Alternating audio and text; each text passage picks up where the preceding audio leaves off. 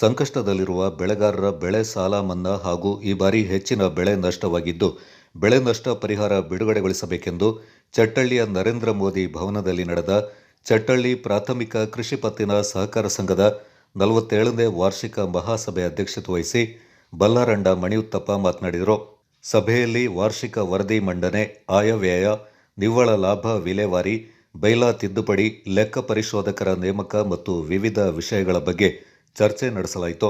ಮುಖ್ಯ ಕಾರ್ಯನಿರ್ವಹಣಾಧಿಕಾರಿ ನಂದಿನಿ ಕೆಎಸ್, ಉಪಾಧ್ಯಕ್ಷ ಪೇರಿಯನ ಪೂಣಚ್ಚ, ನಿರ್ದೇಶಕರಾದ ಕೊಂಗೆಟ್ಟಿರ ವಾಣಿ ಕಾಳಪ್ಪ, ಪುತ್ತರಿರ ಶಿವು ನಂಜಪ್ಪ, ಬಿಎಂ ಕಾಶಿ, ಮುಳ್ಳಂಡ ಮಾಯಮ್ಮ ಮತ್ತಿತರ ಪ್ರಮುಖರು ಈ ಸಂದರ್ಭ ಪಾಲ್ಗೊಂಡಿದ್ದರು.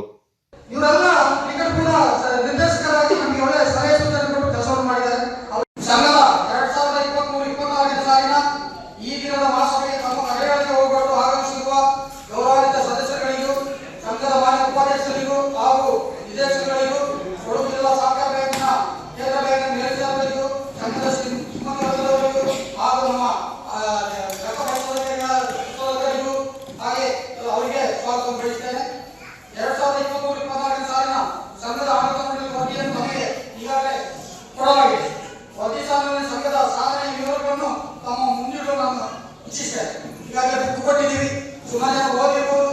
ಆದರೆ ನಮಗೆ ಸಂತೋಷ ಆಗಿದ್ದು ಅಂದರೆ ಒಂದು 3-4 ಜನ ವಾಲ್ಮೀಕಿ ರಿಪೋರ್ಟ್ ತಗೊಂಡೋಗಿದ್ದಾದ್ರೆ ಯಾರು ಸಮೇತ ಅದನ್ನು ತಗೊಂಡೋಗಿಲ್ಲ. ಯಾಕೆಂದ್ರೆ ಎಲ್ಲ ರೈತರ ಅಕೌಂಟ್ಗೆ ದುಡ್ಡು ಹಾಕ್ತಾರೆ. ಈ ವರ್ಷವೂ ಕೂಡ ಹೇಗೆ ಹಾಕಿ ಒಳ್ಳೆ ಮೆಣಸು ನಮಗೆ ಒಳ್ಳೆ ಮೆಣಸು ತಿಳಿಯಿಲ್ಲ. ಈ ವರ್ಷ ಸಮೇತ ನಮ್ಮ ರೈತರು ಬಹಳ ಕಷ್ಟದಲ್ಲಿದ್ದಾರೆ.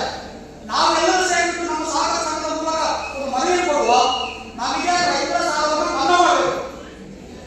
ಒಪ್ಪಿಗೆ ಮಾಡಬಹುದು ಅಂತ ನೀವು ಹೇಳಿದ್ರೆ ಮಾಡಿ